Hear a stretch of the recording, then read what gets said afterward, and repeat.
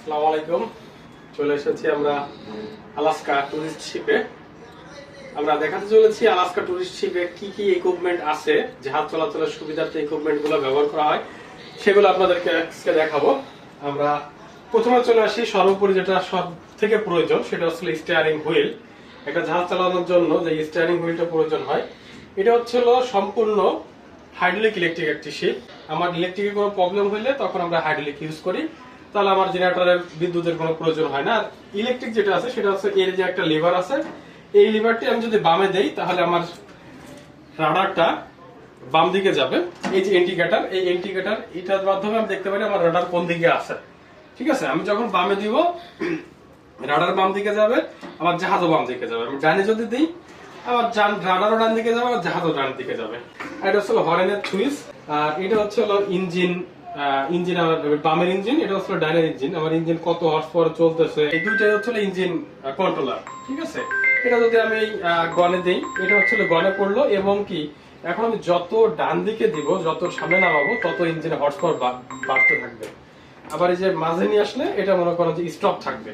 আর এদিকে দিলে তো বুঝতে পারতেছেন পিছনের দিকে যাবে জাহাজ, এবং কি যত নিচের দিকে নামাবো তত ইঞ্জিন বাড়তে থাকবে। আর এই যে আসলে নিউট্রাল অবস্থাতে আছে এখন। আর এটা হচ্ছিল ম্যানুয়াল ইঞ্জিন রুমের সংকেত পাঠানোর জন্য, যে আমার ইঞ্জিনের বাড়ানো, কমানো, স্টপ, স্লো। ঠিক আছে, এটা আমি ইঞ্জিনের ম্যানুয়াল ভাবে সংকেত পাঠাতে পারি। এটার নাম হচ্ছে টেলিগ্রাফ। এবং আমাদের আছে রাডার। এই রাডারের মাধ্যমে আমরা যখন আমাদের জাহাজ চলাচলের সময় দৃষ্টি বাধাগ্রস্ত হয়, তখন আমরা এই রাডার ইউজ করে আমরা জাহাজটা পরিচালনা করে থাকি। আমার জাহাজের চতুর্থ সাইড দিয়ে কতটা জাহাজ আছে, নৌকা আছে, সব আমি এই মনিটরে দেখতে পারি। ভিএসএফ, এই ভিএসএফ এর মাধ্যমে আমি সব জাহাজে কন্ট্যাক্ট করতে পারি। আমার কোনো বিপদকালীন সময় হলে আমি কন্ট্যাক্ট করে আমি ডানে বামে যে দিকে ইচ্ছা সেদিকে থাকতে পারি।